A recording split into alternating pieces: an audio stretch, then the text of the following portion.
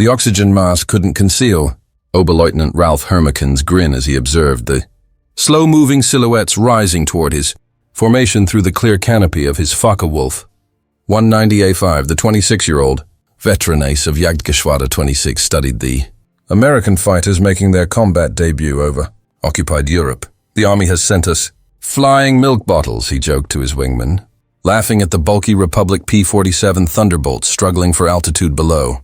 Beneath them, 16 P-47C Thunderbolts from the 4th Fighter Group climbed steadily in tight formation, their 2,000 horsepower Pratt & Whitney R2800 double Wasp engines straining against nearly 7 tons of weight. To German pilots used to sleek Spitfires and agile Soviet fighters, these oversized American machines looked almost ridiculous.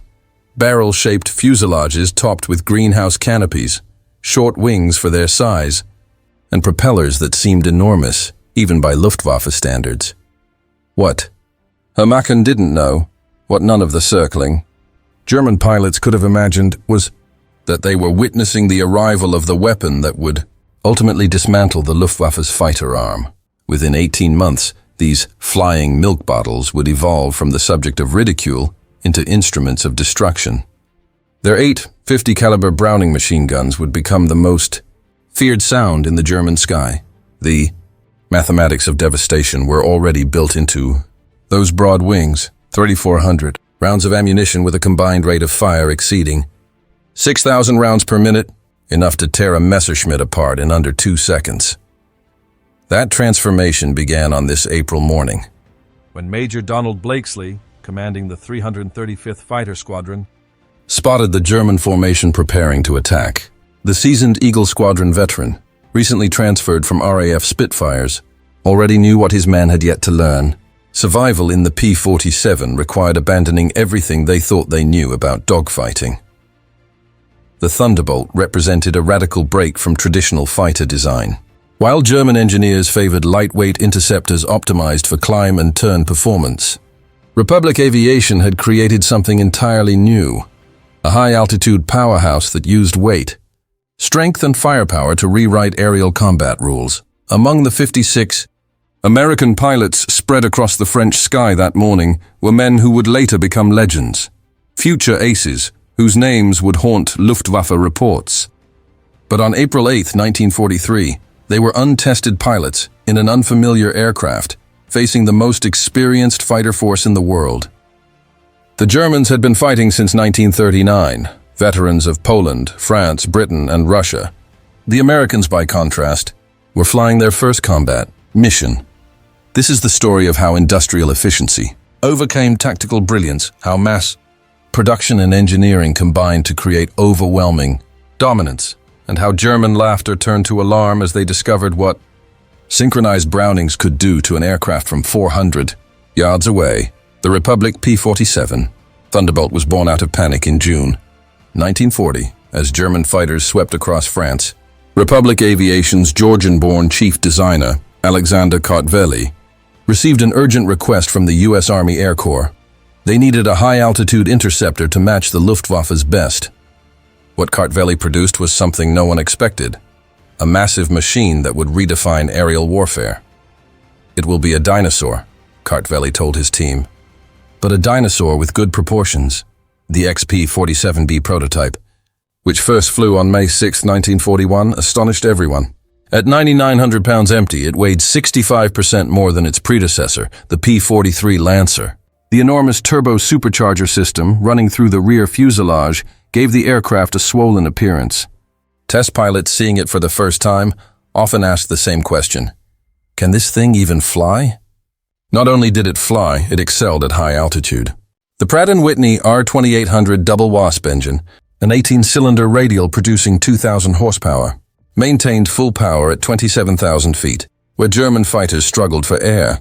Its turbo supercharger, powered by exhaust gases, delivered near sea-level performance in the thin atmosphere of the stratosphere.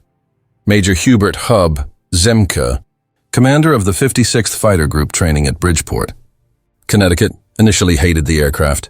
Between September 1942 and January 1943, his unit lost 18 pilots and 41 aircraft in training accidents.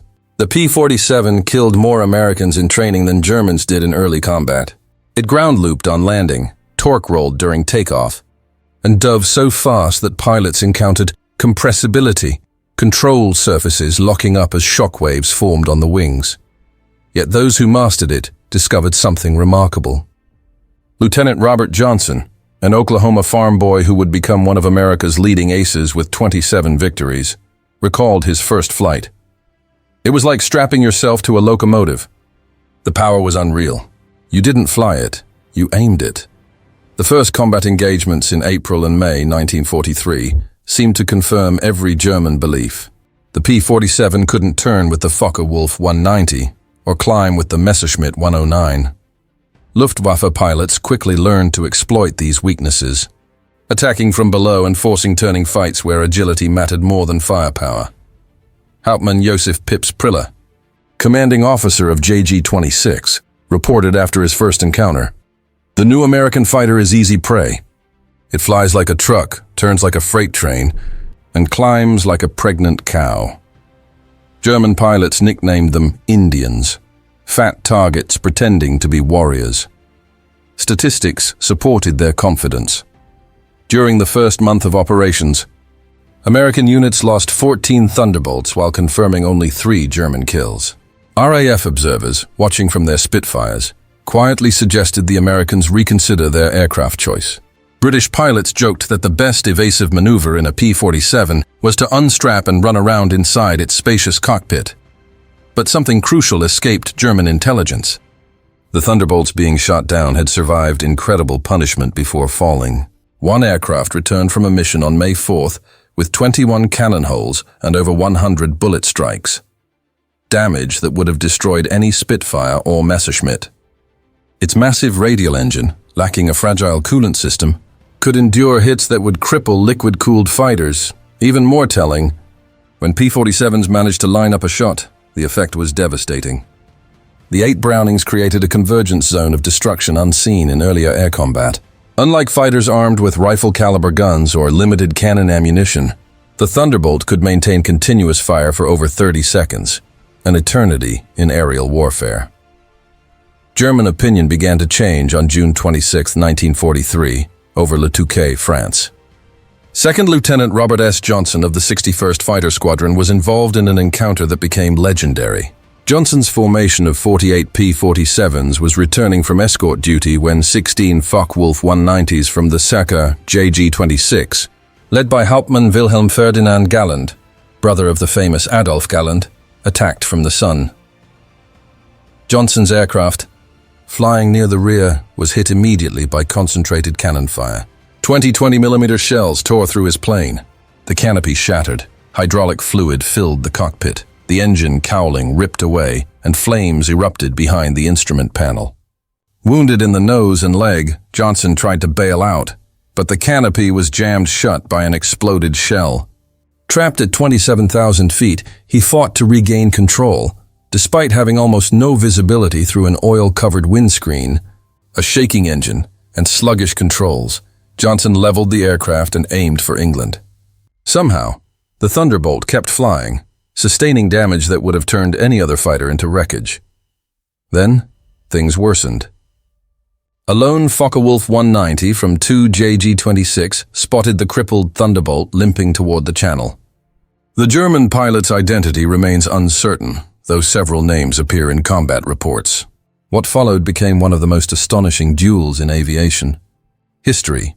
The German moved behind Johnson and fired 4 20mm cannons and 2 13mm machine guns, unloading into the P-47. Unable to maneuver, Johnson crouched behind his armor plating and waited for the end. The Thunderbolt endured the entire cannon load. The German repositioned and fired again with his remaining machine gun rounds. Running out of ammunition, the German pulled alongside. Johnson could see him clearly. A young blonde pilot, his expression shifting from confidence to disbelief, then to something close to fear. He emptied his last rounds into the battered Thunderbolt, and still, it stayed airborne. He pulled alongside once more, shaking his head in disbelief, before offering a casual salute and breaking away, likely out of ammunition. Johnson's P-47 barely managed to land at Manston, its engine failing as it touched down. The crew chief stopped counting bullet holes after reaching 200. One cannon shell had detonated just inches from Johnson's head, another against the armor plate behind his seat. The engine had been struck directly, control cables were partially severed, and 3 of the 4 main fuselage longerons, the structural backbone of the aircraft, were shot through. Yet somehow the Thunderbolt had brought its pilot home. The survival of Johnson's aircraft stunned both the American and German air forces. U.S. engineers inspecting the wreck realized they had underestimated the resilience of their own creation. Meanwhile, German intelligence initially dismissed the combat reports from Jagdgeschwader 26 as exaggeration. No aircraft, they believed, could endure that level of damage. But multiple pilot testimonies confirmed the truth. The P-47 Thunderbolt had withstood everything the Luftwaffe's top fighters could deliver and survived. By July 1943, American pilots began mastering the Thunderbolt's real strengths. Lieutenant Colonel Hubert Zemke, commander of the 56th Fighter Group, learned through hard experience. Don't turn with them. Don't climb at low altitude. Use your weight, your power, your guns. What was once seen as a flaw, the aircraft's massive weight, became its greatest advantage. In a dive, nothing could match it. From 30,000 feet, the P-47 could reach 550 mph, faster than any German fighter, even in a vertical dive. This momentum could then be converted into a steep climb, leaving pursuing aircraft far behind. Captain Walker, Bud Mahurin, later one of America's first European aces, refined what became known as the boom and zoom tactic, informally nicknamed the Thunderbolt turkey shoot, instead of engaging in turning dogfights. P-47 formations would climb to 30,000 feet beyond the Luftwaffe's effective altitude. When German fighters appeared below, the Thunderbolts rolled inverted and dove, reaching speeds too high for the enemy to track or return accurate fire. At the base of these dives, 8 heavy machine guns unleashed their combined fury. Surviving German pilots described it as facing a wall of lead, a dense convergence of firepower that turned enemy aircraft into fragments. Those caught in that 6-foot-wide convergence zone didn't merely fall, they disintegrated. The full extent of American firepower became clear during the August 17, 1943, dual raid on Schweinfurt and Regensburg, the deepest Allied strike into Germany at that point. The mission highlighted both the Thunderbolt's range limitations, even with drop tanks, and its devastating combat performance. Major David Schilling, leading the 62nd Fighter Squadron, intercepted a formation of Messerschmitt Bf-110 destroyers, preparing to attack B-17 bombers with rockets and heavy cannons. These twin-engine German fighters, though heavily armed, were less agile, designed specifically to hunt bombers.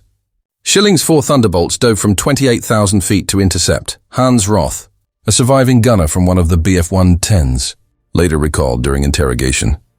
The American fighters came down like hammers from the sky. I fired at 800 meters. Good hits, I thought, but the Thunderbolt didn't even flinch. Then he fired. The aircraft in front of us simply exploded.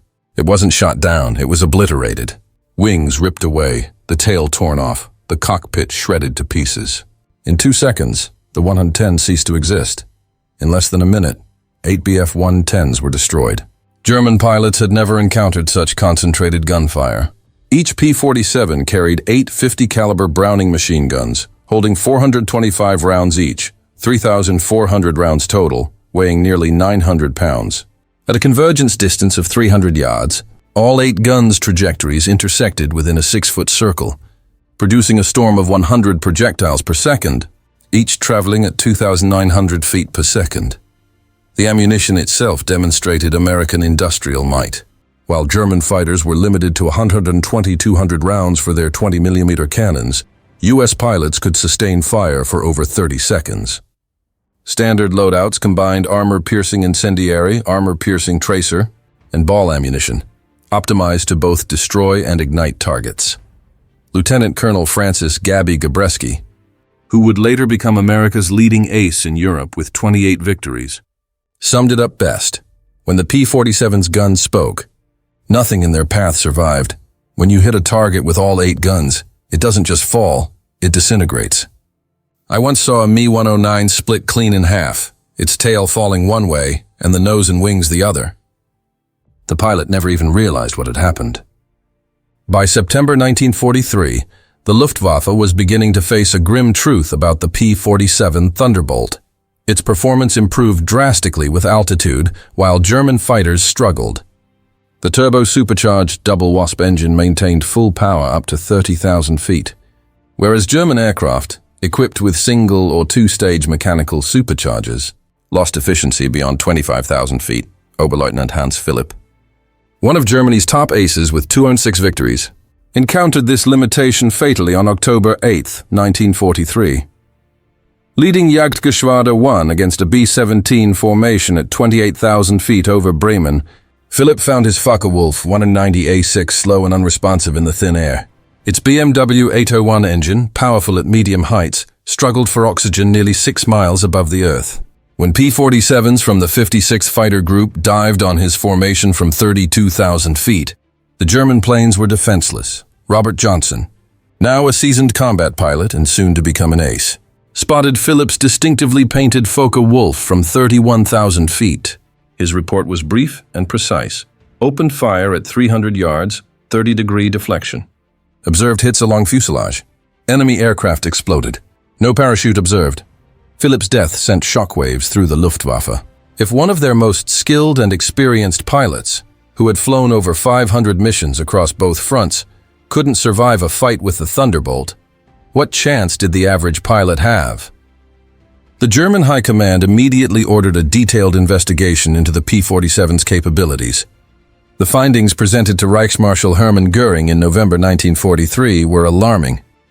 The Thunderbolt's service ceiling exceeded 42,000 feet, higher than any German fighter could reach.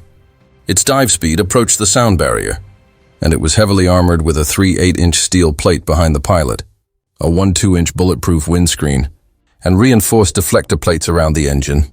Most troubling, its rugged design allowed it to sustain damage that would destroy several conventional fighters and still make it home. By January 1944, a new model, the P-47 D-22, began arriving in England. It completed the Thunderbolt's transformation from underdog to nightmare. This version featured a Hamilton standard hydromatic propeller with 13-foot paddle blades, broad, powerful blades that bit into the air like massive oars. The effect was immediate. The climb rate jumped from 2,200 feet per minute to 3,000, allowing the Thunderbolt to match or exceed German fighters at most altitudes. The new propeller also boosted acceleration, giving pilots the ability to build speed quickly even in level flight. Lieutenant Heinz Knoke of Jagdgeschwader 11, a veteran of over 200 missions, encountered the upgraded Thunderbolts in February 1944 near Hanover. He wrote in his combat diary, "The fat American fighters have learned to climb. We attacked near Hanover expecting our usual advantage, but they turned and climbed with us. When we tried to break away, they followed up to 30,000 feet. Schmidt was hit and exploded, nothing left but fragments. These are not the same machines we mocked last year. The paddle blade propeller didn't just enhance performance, it changed the P-47's sound. The roaring thunder produced when the blade tips neared supersonic speed could be heard for miles." German ground troops soon learned to recognize the aircraft by this deep, menacing rumble that meant death from above. They called it Donnerschlag, thunderclap. By March 1944, P-47s fitted with external fuel tanks could escort bombers deep into Germany. Typically carrying 2 108-gallon wing tanks or a 75-gallon belly tank, their range extended beyond 1,000 miles. With the paddle blade propellers maintaining strong performance even when loaded, Thunderbolts could fight on equal terms after releasing their tanks. The Luftwaffe shifted focus to attacking bombers directly, hoping to halt the American daylight raids, but this meant facing the P-47 escort line, often a fatal choice. German pilots developed a reluctant respect, even fear, for the large American fighter. Major Günther Rall, one of Germany's top aces with 275 victories, recalled a March 6, 1944 encounter that nearly killed him. "We saw them above us, fat silhouettes against the sun. Someone joked, 'Here come the flying pigs.' Nobody laughed 30 seconds later. They came down like an avalanche, too fast to react. 3 of our planes vanished instantly, torn apart. Their guns didn't fire in bursts. They produced solid streams of flame. Getting caught in that meant instant death. The escort missions also revealed another Thunderbolt advantage: endurance.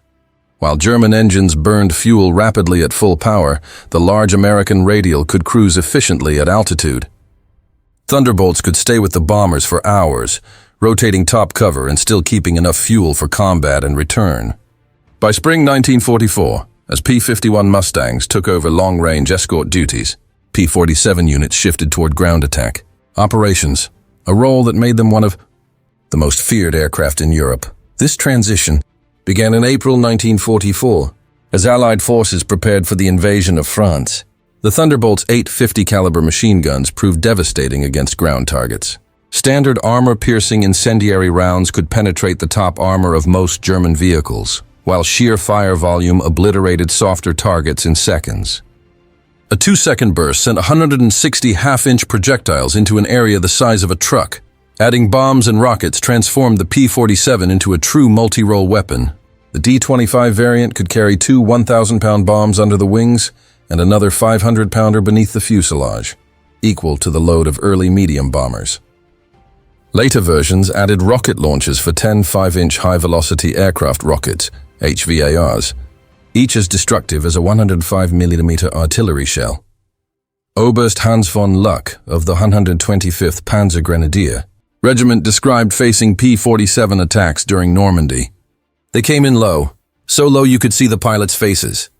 The sound was overwhelming, engines roaring, rockets shrieking, then the hammering of those heavy guns. A whole column of trucks vanished, 20 vehicles gone in one pass. The psychological shock was immense. We called them J-boats, fighter bombers, but these were something more, flying artillery with pinpoint accuracy. On June 6, 1944, the Luftwaffe learned how much the balance of power had shifted. Over 500 P-47s provided air cover during D-Day, forming an impenetrable shield over the beaches. German fighters that tried to break through were annihilated. Oberleutnant Wolfgang Fischer of Jagdgeschwader II, one of only 3 German pilots to reach the beaches, later reported, "The sky belonged to the Americans." Thunderbolts filled the air from sea level to 30,000 feet. 12 of us took off at dawn. I was the only one who returned. They were everywhere. You couldn't climb above them, couldn't dive below them. Their guns shredded us into aluminum rain. In the weeks after D-Day, Thunderbolts relentlessly destroyed German movement during daylight hours. The results were staggering. In June alone, 9th Air Force P-47s claimed 651 locomotives, 38 47 trucks, 512 tanks and armored vehicles, and 4,553 other targets, proof that the once mocked Jug had become the hammer of Allied air power. Horse-drawn vehicles were destroyed, and the Wehrmacht was forced to move only at night, greatly reducing its ability to respond to Allied advances. The Germans attempted multiple countermeasures to stop the Thunderbolt's dominance, reinforcing armor on vehicles, deploying more anti-aircraft guns, and experimenting with new camouflage methods. None of these efforts succeeded. The P-47's powerful mix of speed, armor, and heavy firepower made it nearly invincible. Even the feared 88mm flak guns struggled to hit the fast, low-flying fighters. While wreaking havoc in Europe, the P-47 was also proving its value in the Pacific theater. The 348th Fighter Group, based in New Guinea, found that the Thunderbolt's capabilities were ideally suited to the vast distances and harsh tropical conditions of the Pacific War. Colonel Neil Kirby, commanding the 348th, developed tactics tailored for this environment. On October 11, 1943, Kirby led 4 P-47s against 40 Japanese aircraft over Wewak, personally shooting down 6 enemy planes in one mission, an achievement that earned him the Medal of Honor. Japanese pilots, used to facing lightweight but agile American fighters, were caught off guard by the P-47's combination of strength and firepower. Japanese ace Saburo Sakai, who faced Thunderbolts over New Guinea, later recalled, "We called them monsters. Our 20mm cannons, which could destroy a P-40 with a few hits, had no effect. I hit one Thunderbolt dozens of times and watched it fly away. Their return fire was terrifying, streams of heavy bullets that ripped planes apart." The P-47N variant, designed specifically for Pacific operations, featured larger fuel capacity with wet wings that held 93 gallons each. This extended its range to 2,350 miles, enabling it to escort B-29 bombers to Japan. What had once been a short-range fighter in 1943 had now evolved into a true long-distance weapon. The P-47's ultimate test came against the new German jet fighters. The Messerschmitt Me 262, capable of 540 men-a-prix, should have been untouchable for a propeller-driven aircraft. Yet Thunderbolt pilots discovered two key opportunities to strike: when jets were taking off or landing, and during steep dives from high altitude. On November 27, 1944, Lieutenant Colonel John C. Meyer of the 352nd Fighter Group became one of the first to down an Me-262 in a P-47. Diving from 28,000 feet, Meyer's Thunderbolt reached nearly 500 mph, closing in on the jet in level flight. The unsuspecting German pilot never saw him coming until Meyer opened fire from 400 yards. His report stated, "The enemy aircraft disintegrated under fire. Large sections, including both engines, broke away. The pilot did not eject. The concentrated fire from 850 caliber guns was more effective against jets than expected." By early 1945, specialized P-47M variants were introduced to combat German jets and V-1 flying bombs. Equipped with water methanol injection and refined aerodynamics, these Thunderbolts produced 2,800 horsepower and could reach speeds up to 470 meters at 30,000 feet, fast enough to challenge even jets under certain conditions. Major George Bostwick, leading the 63rd Fighter Squadron, shot down two Me-262s in March 1945. In his report, he emphasized, "The jets are faster, but they can't turn and can't take damage. One solid burst from our guns and they fall apart. They have to slow down to attack bombers. That's when we strike." The peak display of American industrial and air power came during Operation Bodenplatte, the Luftwaffe's desperate attempt to cripple Allied air forces on January 1, 1945. Nearly 900 German fighters, including their top remaining pilots, launched surprise attacks on Allied airfields across Belgium and the Netherlands. At Y-34 Airfield near Metz, home of the 365th Fighter Group's P-47s, the assault initially caught the defenders off guard. Thunderbolts were reported across the front. Veterans who had once faced Spitfires and Hurricanes without hesitation now felt physical dread before missions involving P-47s, the deep rumble of approaching. Thunderbolt sent ground troops scrambling for cover, knowing that survival depended on finding shelter immediately. The operational results of the P-47 were staggering. In Europe alone, it destroyed 3,652 German aircraft in the air and 3,315 more on the ground. It eliminated 86,000 railway cars, 9,000 locomotives, 6,000 armored vehicles, 68,000 trucks, and 60,000 horse-drawn transports. In the Pacific Theater, P-47s accounted for 697 Japanese aircraft in air combat, 150 more on the ground, 1,500 vehicles, and 150 locomotives, along with countless ships, barges, and facilities. The 9th Air Force, primarily operating P-47s, flew over 13,000 combat sorties, dropped 120,000 tons of bombs, fired 135 million rounds of ammunition, and launched 60,000 rockets. Thunderbolt squadrons maintained a 4.6-to-1 kill ratio while suffering the lowest loss rate of any Allied fighter bomber. Behind these numbers was a heavy human toll. The Luftwaffe lost around 28,000 pilots in combat against Western Allied forces, losses that Germany could never replace.